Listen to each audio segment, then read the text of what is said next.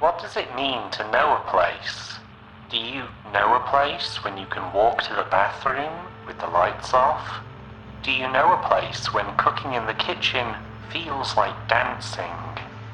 Do you know a place once you've forgot where you were before, when it takes away your past? Or do you only know a place when it takes away your future? Whoever wrote this is a wanker. Go back to work.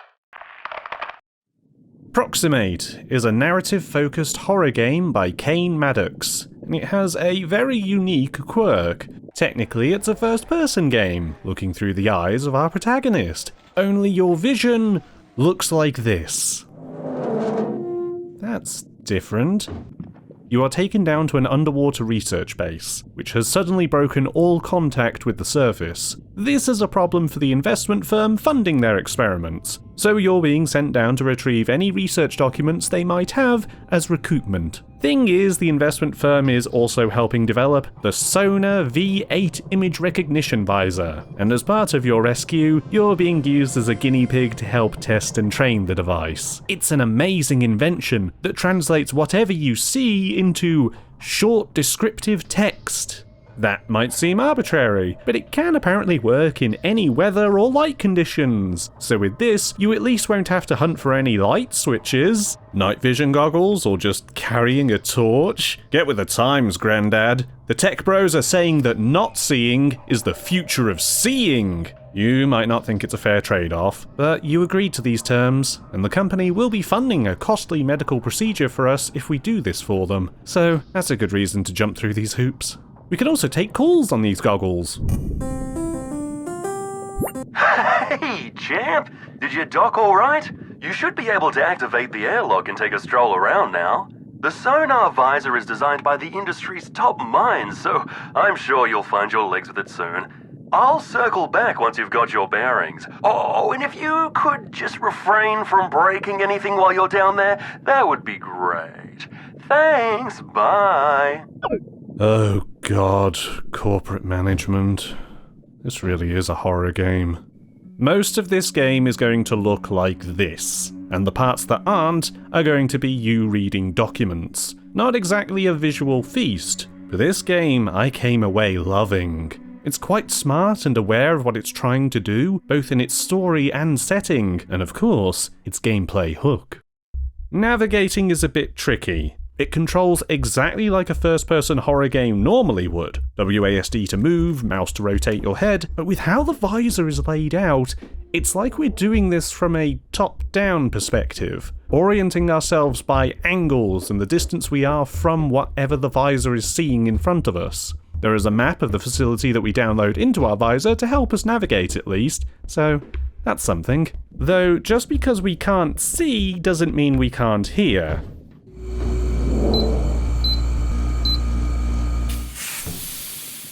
And quite a bit of thought went into making the sound of the game.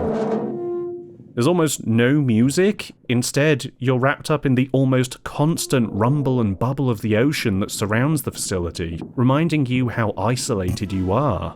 And combined with the blinders we're essentially wearing, it's very easy to feel the pressure all around us. But claustrophobia aside, I did appreciate that different rooms will have different sounds for us walking around. Like one will be the soft thuds of carpet, but another will be the tip-tapping of tiles.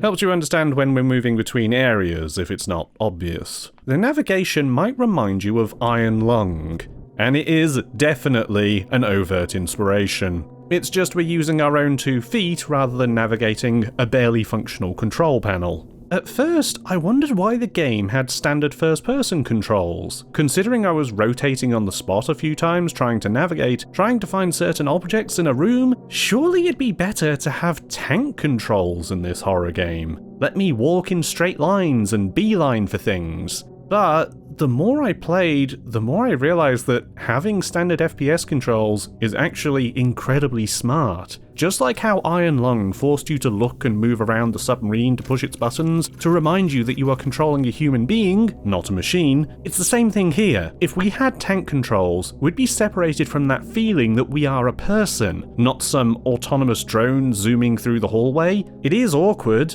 intentionally so, but you'll find ways to get used to it, working around the limitations imposed on you by wearing this. Like how you would if you were actually in this position, navigating by the walls and objects in a room, and listening for audio cues you've heard before to tell you exactly where you are. They do actually recommend using a controller for the game, but I found it fine with a mouse and keyboard, though I highly recommend turning your mouse sensitivity down, as the game can call for some precise movements that won't be helped by having your mouse on the Modern Warfare quickscope setting.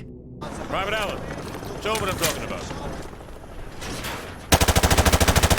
We're not totally blind, however. We do have our handy text descriptions, right? It can identify doors and furniture around the environment. It's surprising how well you can get a feel for a room just by getting simple descriptions of what's inside of it. But there is a slight problem in that we're a beta tester. A beta tester for a product that questionably works. Notice that percentage marker? That's a representation for how accurate the visor's AI thinks it is. A proximation, if you will. Right? It's all good at being sure of itself when I see a wall or a door, but only being 78% sure something is a lamp? I don't think it's scary, but that doesn't sound certain to me. If this were XCOM, I wouldn't take that shot. Still, we are able to find the data terminals easily enough, and then it's just a simple matter of downloading them onto our visor. You can't access them from here though, you have to go back to your submarine to go into them, so you'll have to be careful to remember the way back too once you've got the files. Wow, champ, look at you go. Walking around, opening doors, downloading files. Great stuff. Knew you had it in you. Head back to the console and I'll send you the next directive. Gene, can we do this later? There's a lot of minced beef in this reception. And ketchup as well? Oh. What's worse, we're not even sure this is a person anymore.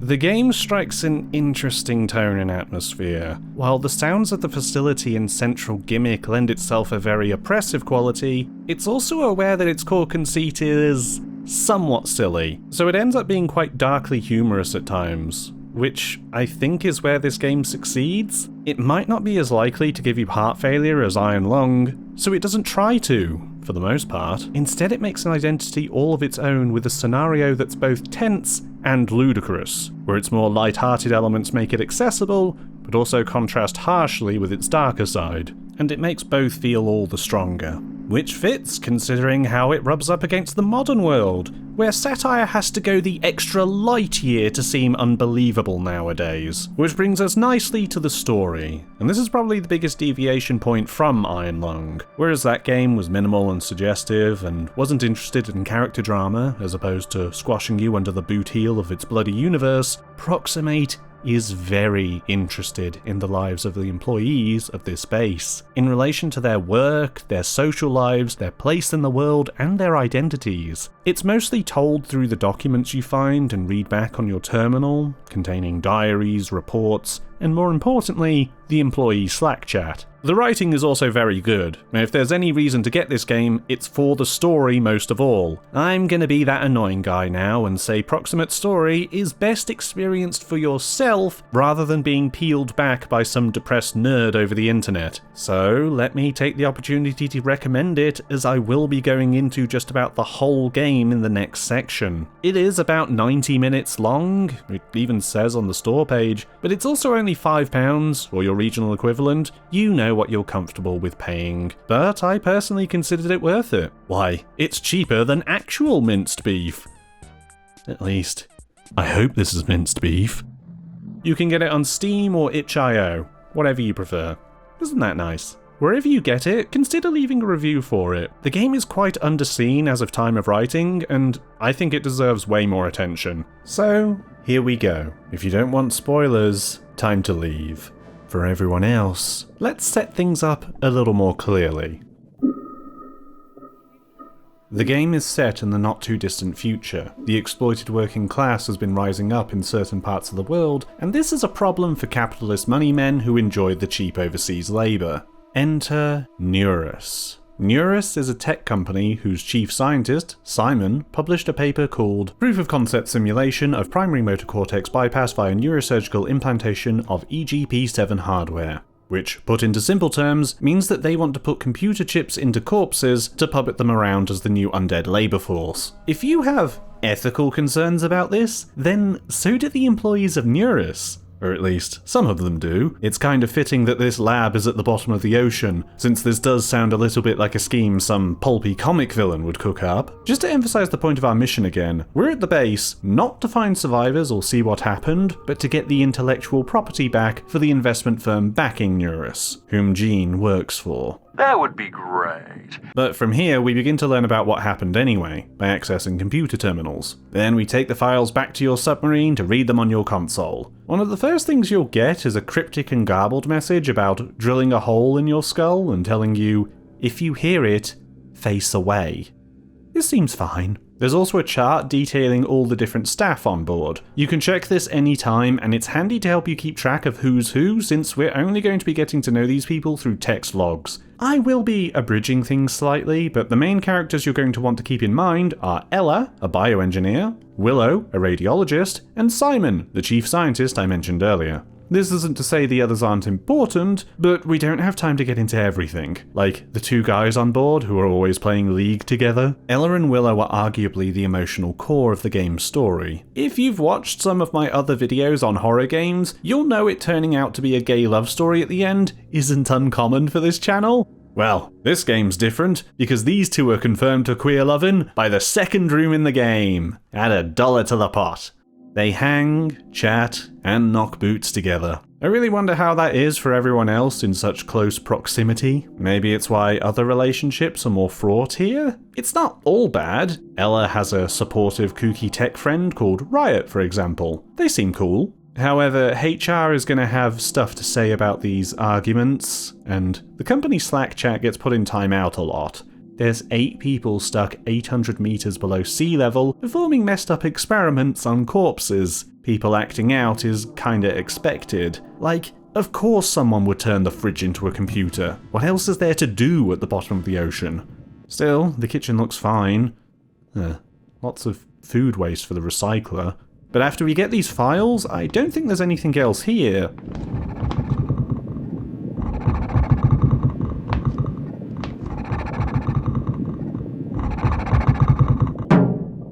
Man, I hope I don't have to go in there. My next objective is in there.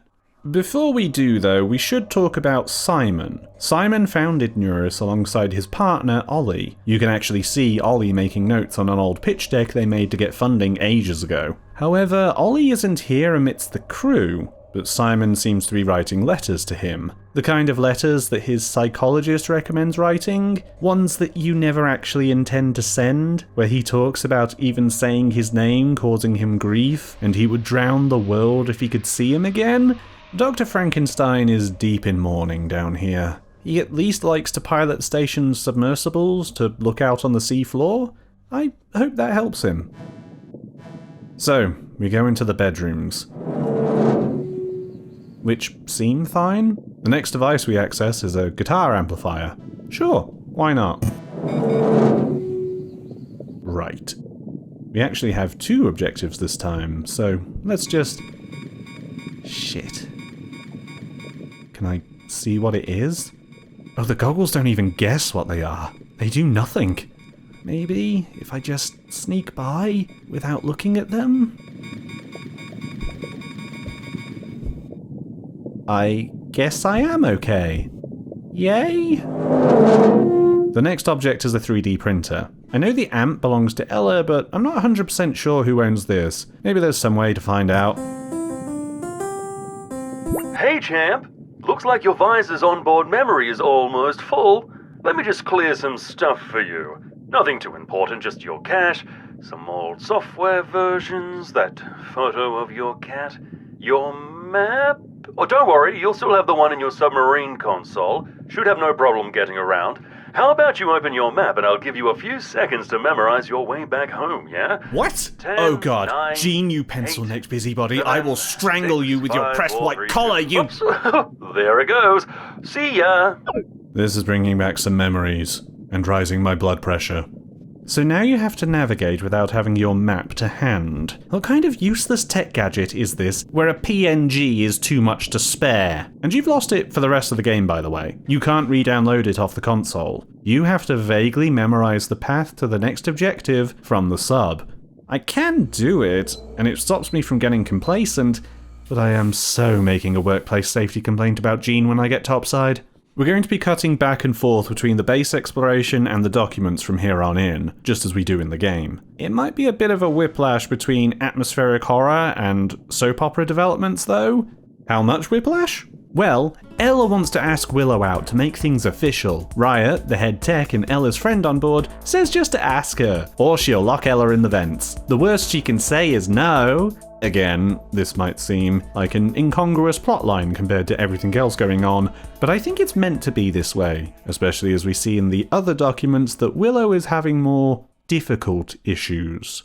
For one, the work is getting to her. Her job is to be hands-on with the bodies. Simon talks about an incident where one of the corpses began uncontrollably screaming when a chip was implanted, and this caused Willow to shut herself off for a while from the rest of the crew. In her later report, where she diagnoses what went wrong with the patient, she makes a detailed account of who the person was when they were alive, what they did, what they liked doing, and their name. It should be noted that the cadavers are only ever referred to as numbers. This one was 218, and yes, they are numbered sequentially. Willow has apparently researched these people beforehand, so that's a lot of dead people's social media accounts she's been stalking. A lot of numbers she's been attaching names and faces to.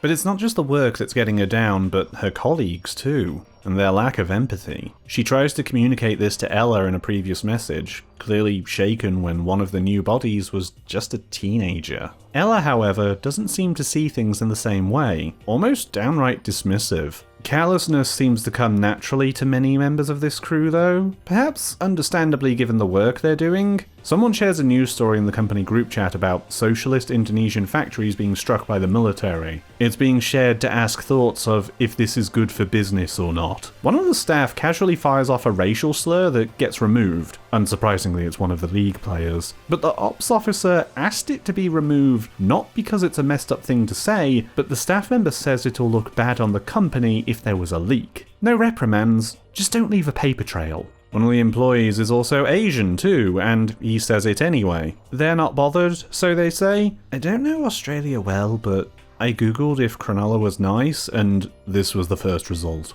Willow's more concerned about people dying as opposed to whether or not it's good for the company, and Ella once again shows an unsympathetic vibe.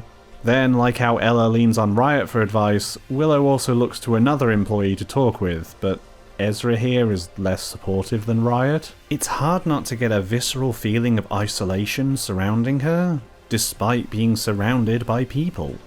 Oh, also Simon saw a weird light in one of the trenches while in a submersible. He's gonna check it out.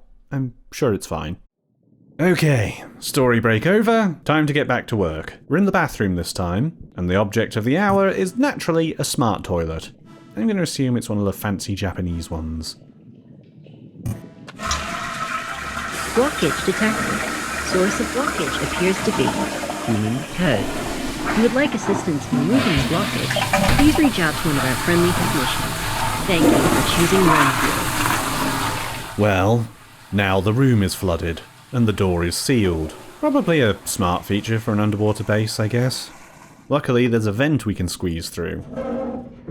Seems like a design flaw to not also seal that, but I'll take it. I don't get any helpful information from my visor as I scurry through the ducts like a little homo rat, but using my distance indicator and compass, I'm able to follow it until I find another hatch that lets me drop to another room.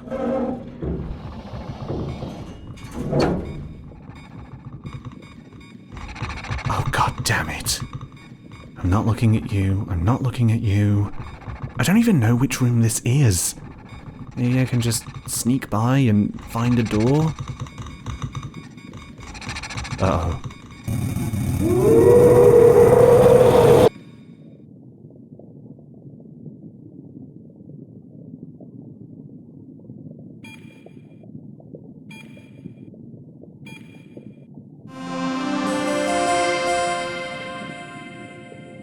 I thought this was a death or a game over, but no. I seem to be okay. Standing in the same room, maybe not in the same position, I'm not sure. My visor just needed a reboot. So, I download some files from a nearby cleaning robot before I leave, and relax a bit with a new episode of Coronation Street. Ella finally asks Willow out, but Willow turns her down in a way that feels remarkably cold. We have the benefit of knowing that Willow has been going through a lot of doubts and complicated feelings here, but she doesn't communicate any of this to Ella. Values fit is an awful response. It's not surprising that Ella turns to Riot for comfort, but I have a suspicion that Willow could also do with some reassurance. Back to work now. We're going to the rec room.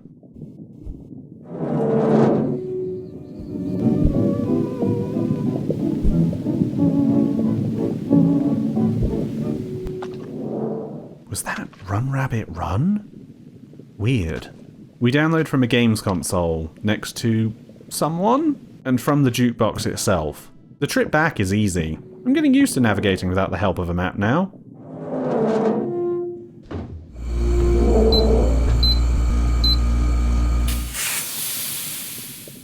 Airlock malfunction. Airlock malfunction. Airlock malfunction. Airlock malfunction. I should have stayed in bed. Wow. Not sure how you managed that one, champ. The airlock was supposed to be foolproof. Emphasis on the fool part. I mean, you've read some of those chat logs, yeah? We're halfway through and still not a single actual research file. Christ knows what those morons were doing. Well, I'll get that airlock open for you. Can't promise it'll close again, but that's a problem for later. Take care. Go to hell, Gene. So now the airlock is jammed open. Our safe little submarine no longer feels so safe. Hope nothing interrupts me while I snoop on these files.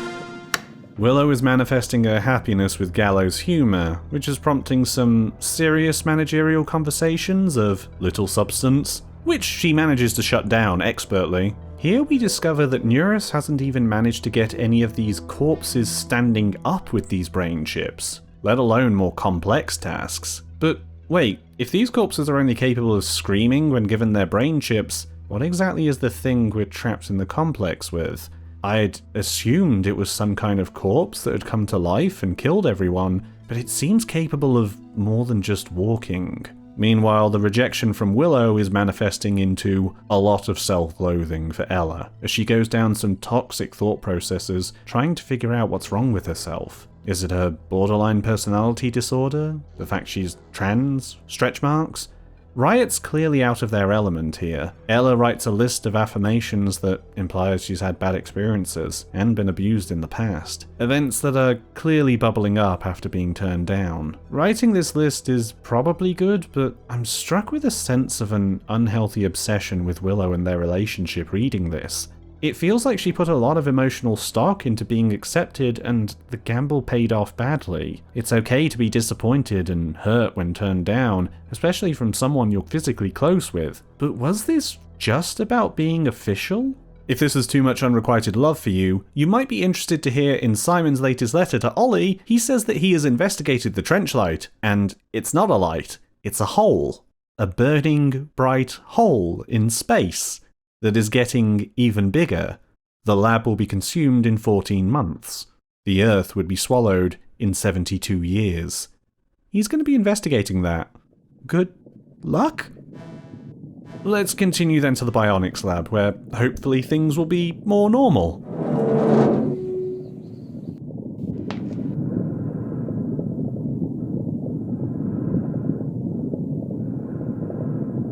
I don't like this.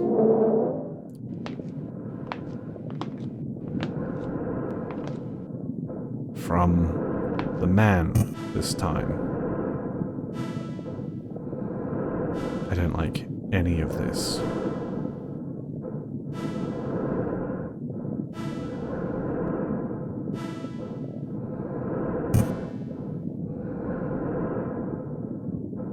I am relieved nothing happened. All this machinery in here, and we download it from whoever that is? Or probably was? I'm guessing it's one of the cadavers resuscitated with the chip and kept alive with a ventilator. It's kind of horrifying. Speaking of, Willow is also making lists of things she misses or is looking forward to when she returns to the surface as she counts the days. One entry is interrupted though by a nightmare she had, where she is strapped to a table. Another version of her looms over her whilst one of the League players leers at her body. She screams and howls as the operation continues, the drill burrowing into her skull. She walks away, I walk away. She walks away, I walk away. I walk away. We'll touch on this more towards the end. Ella and Willow talk, still trying to be flirty, but Willow is not feeling it. But, more importantly, Simon went to the hole, and he says he saw Ollie in the hole. He also claims to feel what the hole feels. I feel hunger with no appetite, an aching with no wounds to tend, and a longing for something that cannot love me. Returning to the hole again will be the end of me. I feel bad for psychoanalyzing Willow and Ella now, whilst this guy has been running amok. Our next stop is the freezer, past the probably normal ventilator room. There's a bunch of bodies in here. If you look around, you can see body 218, the one that screamed when they got their implant, isn't here anymore. Is that the one being ventilated then? There's a hazard door we need to go through to get to the next module.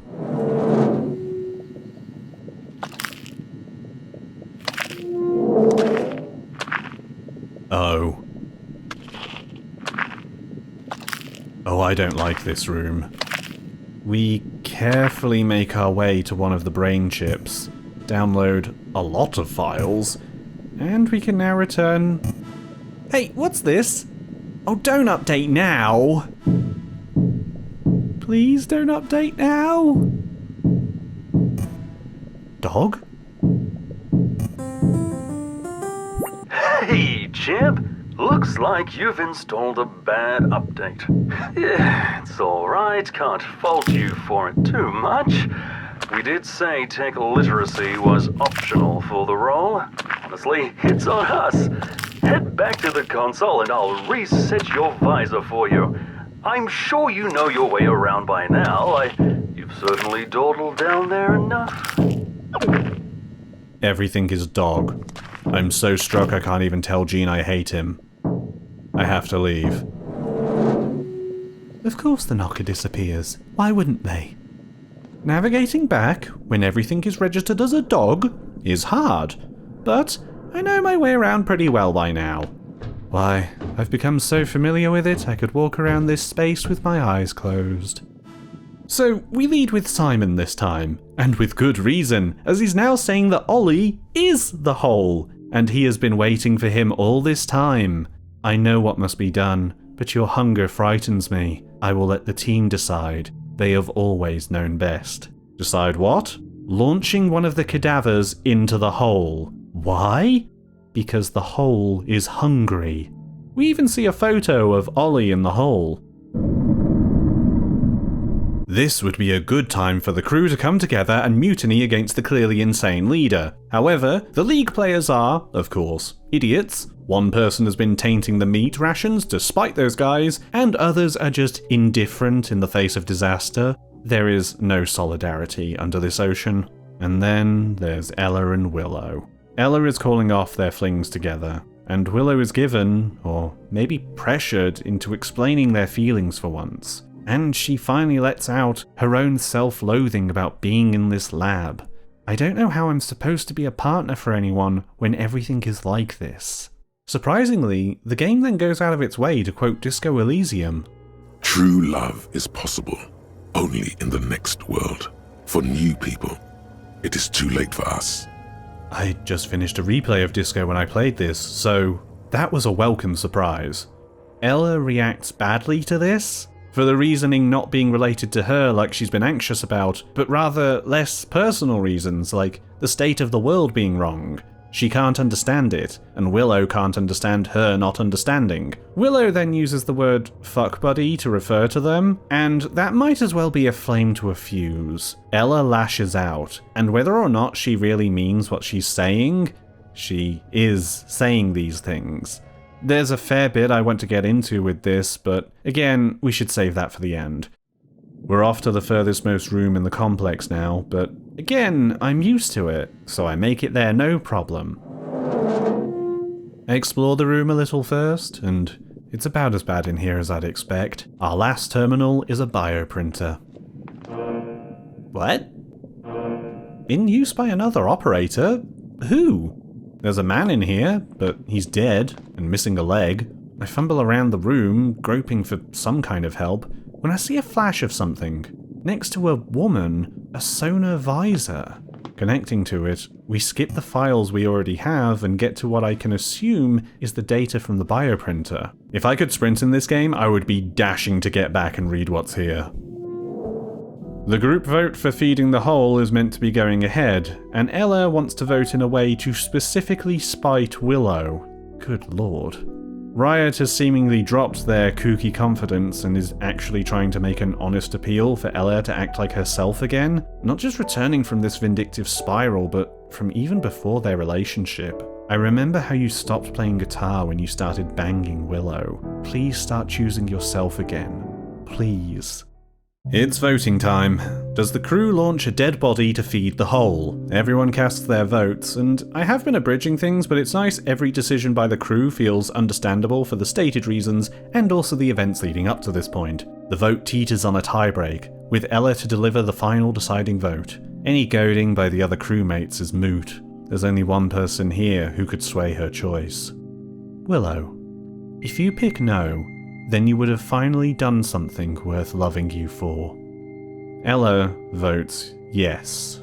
The decision has been made. I haven't been so disheartened to see voting results since...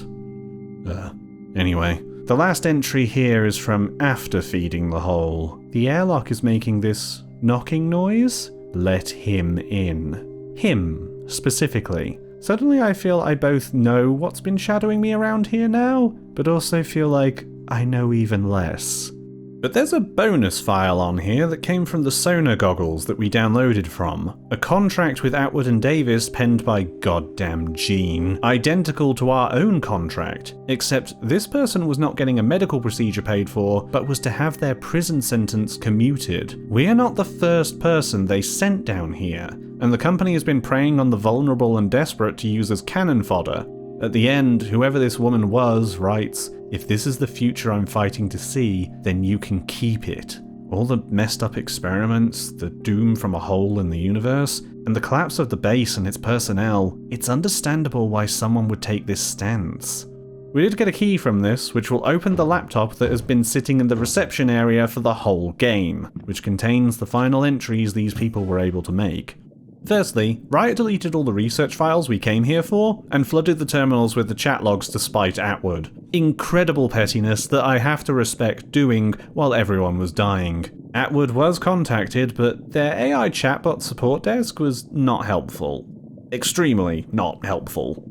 But wait, does this mean Atwood knew the crew was murdered by a malicious entity and sent us anyway? Well, to skip ahead a little, after reading all the documents, Gene gives us a ring.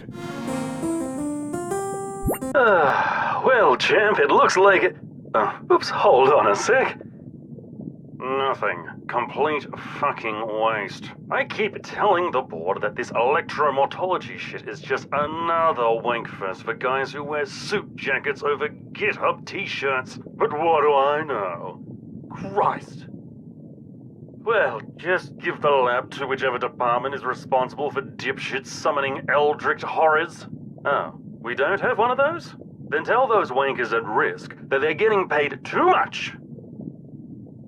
Fuck me, just auction it off for underwater bomb tests or something. Not my fucking problem anymore. Gene, I'm still down here. Oh, you motherfucker! He knew! Might even know that there's a hole gonna swallow the Earth, but he doesn't care about anything besides the next quarterly earnings report, and since there's nothing to salvage, I'm now abandoned down here. Absolute bastard. There was a bit of a fight for survival by the crewmates, but not one you'd expect anyone to win down here. Except, there is one last chat log between Willow and Ella, with the file name 512. This game feels like it's targeting me sometimes. The pair link up again to see who's alive, but it's sounding really bad out there. Willow's at the submersible pod station and Ella is in the kitchen. The pair come up with a plan to power the station's submersibles using the kitchen recycler. A biomass energy converter, I guess? But there's not enough food in the kitchen. They come up with another idea, which explains the high usage we saw from the machine earlier. Ella says she'll cut across to Willow when the coast is clear, and they can return to the surface together. But Willow says she's not going to the surface. She's going to the hole. Willow doesn't know what will happen, but wants to face whatever this is head on. I can't keep living knowing that I could have done something, but didn't. She tries to convince Ella to join her, but Ella can't do it. On the cusp of escape to the surface after so long under the sea, she wants to take that chance and regain her life, wants to do it all with Willow too. Do all the stupid shit we were meant to do. Willow doesn't argue back, simply saying, "I love you." Ella tries to talk to her, before finally replying, "I love you too." We've unlocked access to the pod station, and true to Willow's word, there are pods here ready to go. She powered 4 pods, 2 up and 2 down, but now there's only 1 of each. Both of them went their separate ways. We can climb in either pod, and I think first we'll see what happens if we try to get to the surface. You're able to access and fire the pod without issue, and begin your ascent.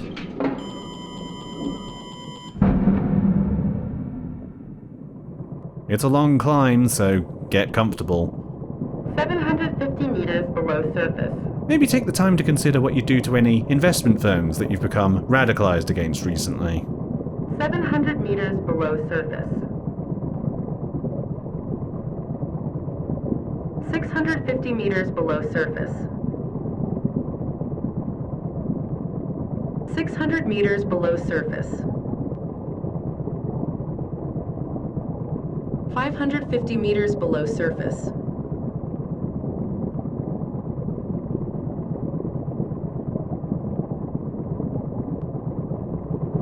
Weight limit exceeded. Shutting down.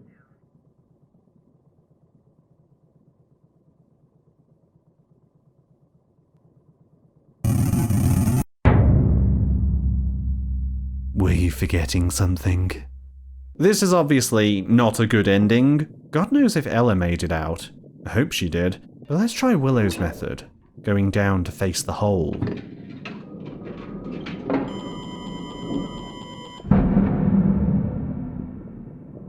The journey is similar, though this time we are descending. 850 meters below surface. Deeper and deeper down the waters. 900 meters below surface. Until we begin to hear something. 950 meters below surface.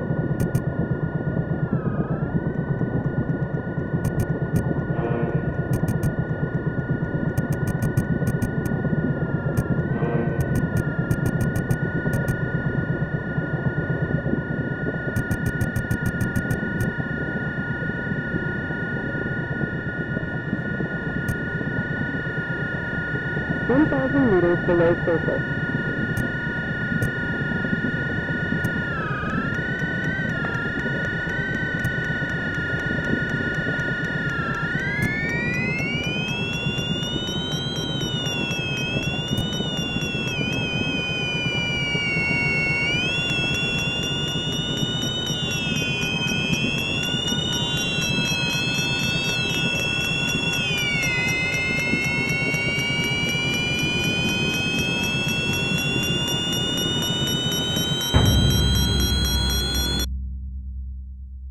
And that was Proximate.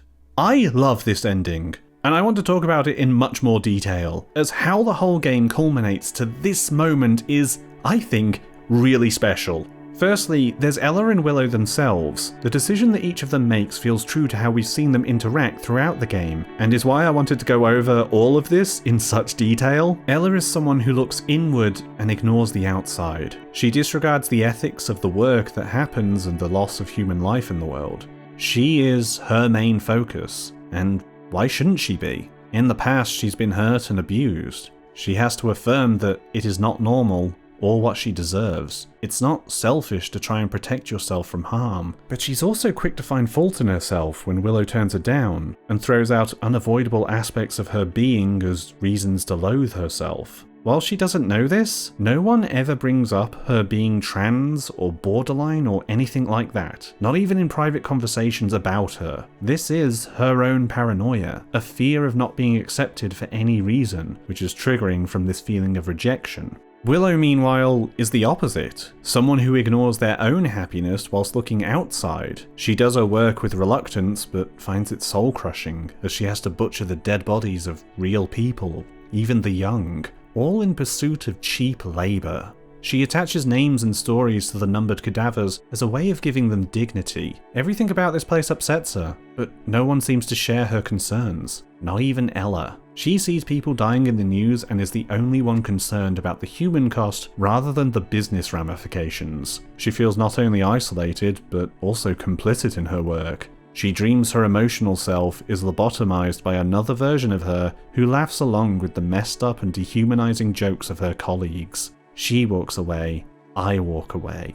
She doesn't want to be this kind of person, but what can she do? She signed up for this, took a paycheck in exchange for her humanity, like everyone else. When the pair have their fight, Willow tells Ella it's about the circumstances around them rather than Ella herself, and even discounts her own being. I'm not that special. I'm the same as every other asshole here. Her guilt makes her unable to love or be loved in return. She looks at the League players and thinks she's no better than them. And no one should think that. She can't understand why anyone would have feelings for her, and throws them back in Ella's face. And so, Ella lashes out at Willow. It's like all the criticisms Ella had of herself suddenly changed from coming from within her to coming from Willow, or, at the very least, blaming Willow for this self-hatred. After Willow downplays their relationship to casual intimacy, Ella compares her to her abusers. It's a hell of a thing to throw at someone, possibly even abusive itself, especially when we consider her looking to act in ways that will specifically hurt Willow later on. But assuming she means what she's saying, whether in a heightened emotional state or not, I get the impression that Ella was using this relationship, especially being an official couple, for her own means too. Ella put so much stock into her relationship that rejection brought forward her trauma that she has worked to solve but clearly hasn't found a center with. Riot mentions how she used to be a different person until she latched onto Willow, and Ella replies by, I think, making a pass at Riot too. What I'm saying is, I see her wanting to use being with Willow in place of feeling better about herself. In other words, Willow is Ella's proxy mate, a person in place of her own self-worth. That's not just me making a joke, I think the pun in the title is intentional. There is another proxy mate to consider too, and that's with Simon, our insane chief. There is one document I didn't bring up, and it's the final one in the whole game. It's another letter, but this time it's from Oliver to Simon. Ollie is alive, not dead. And not an undersea monster. Simon, who was writing these letters on advice from a psychologist, was actually sending them to Ollie, who evidently did not want to see them. Ollie said he left the company for his own reasons, and goes on to say, I've moved on now. I hope you'll do that too someday.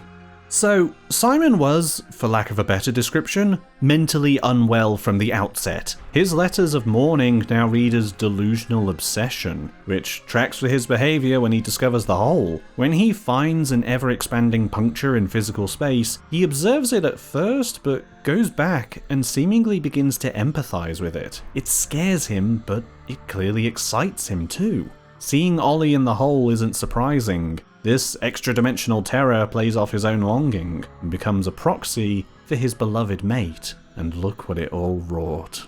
So then comes the end. I find it interesting to note that Willow apologises to Ella for what she said in the vote, but Ella doesn't return the favour. I don't want to say Ella is a bad person, but even before now, there is an immature streak through her that maybe carries over into her decision. Ella goes back to the world above whilst Willow descends to face the anomaly. Each response that makes sense for them. Ella wants her happiness regardless of what's happening in the world, but Willow can't leave with such uncertainty. Willow finally has the power to maybe make a difference and do some good. Ella can't though. She wants happiness. She wants to feel good about herself. She wants to protect herself from physical harm as well as anguish, all of which are very human and understandable emotions. Her focusing on herself isn't cowardice. She's just someone with a lot of complicated baggage, with a rational reaction to the unknown. Willow, however, has found a purpose she would act for. But then there's us. What do? We know that Atwood knows about the eldritch horrors down here, and we know they don't care. Jean abandons us to our fate, so we're left with the same options but under slightly different circumstances. Willow and Ella were escaping from the monster as it rampaged through the station, whereas we've completely lost sight of it. For now.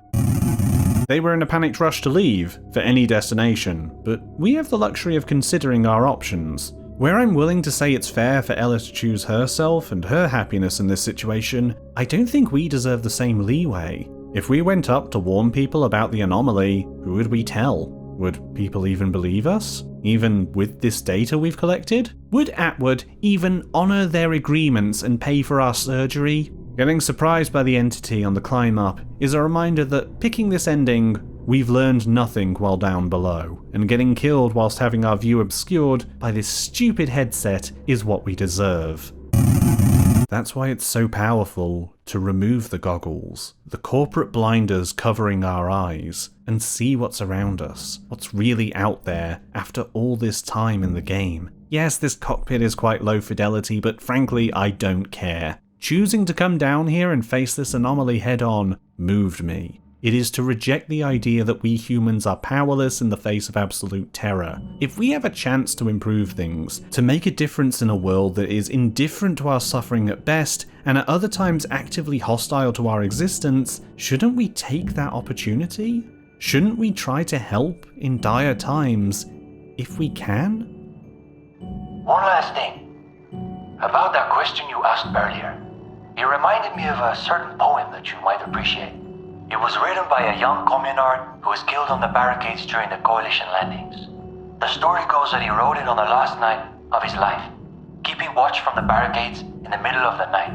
I don't have the whole thing committed to memory, but there's a line in it I think about sometimes. In dark times, should the stars also go out? Proximate is a work of absolute heart. It is so rare to see a game that feels like a raw expression of what it's like, how it feels to be in these uncertain times. The message from Kane Maddox at the end, thanking those who have helped make this game become realised, shows this to be something made from the very soul of the people involved, despite strife and adversity. There is nothing more for me to add to this game but the closing words. Nothing is ever done alone. All we have is each other. Fight like hell.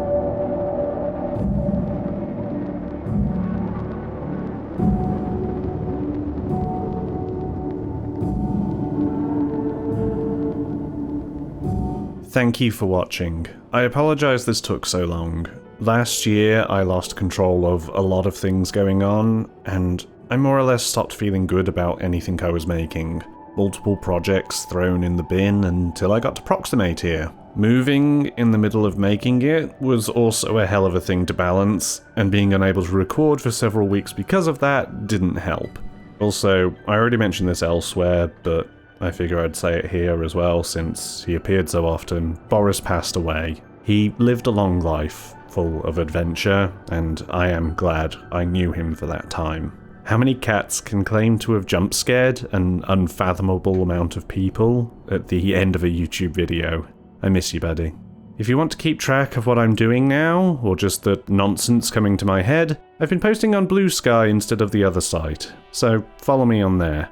But if you want to hear more about what I'm working on, you can support me on Patreon. I am, as always, hugely thankful to my patrons for their patience during this past year. It means a lot. Patrons can access the feed of what I'm working on and ask questions in Q&A segments at the end of videos, which we'll get into right now. Do you listen to any video game soundtracks outside of playing the games?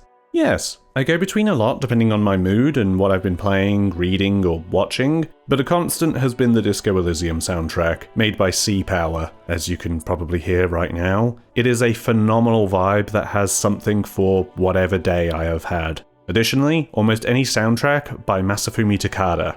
Do you prefer to do long-form or short-form videos? Just getting videos done is good right now. I think I find the longer videos more satisfying when they're coming together, as it really feels like I'm accomplishing something worthwhile. That said, it can be stressful, especially when it begins taking longer and longer to come out. Probably still the longer ones though. Dinner of choice recently? Fajitas. Easy to make and easy to want more of. How do you feel about FMV in games? I'm all about FMV coming back. Since digital video is much more advanced than the Tex Avery days, it makes sense for it to come and find its full potential now, which I'd argue it never has. It can make the design a bit more rigid, but that's why I'm very interested in its more creative use that's coming out now. Favourite unknown game or movie? Well, if not this one, probably Garage. There's been some more videos on Garage since I talked about it in my Overwatch video, but it's still pretty unknown. I'd love to do a video on it when I can dedicate the time to it. Opinions on Hatsune Miku and Vocaloid. It's cool. I don't keep up or explore the fandom too much, but I used to be really into the PS3 rhythm game. While I was still a student, I went to a Comic-Con and got these two plushies of the Kagamine twins, which I still have. I really like the remote control song on PS3. I still can't get it out of my head. Okay, that's everything. I have no idea when or what the next video will be, but I look forward to seeing you all again in the future. Take care and stay safe.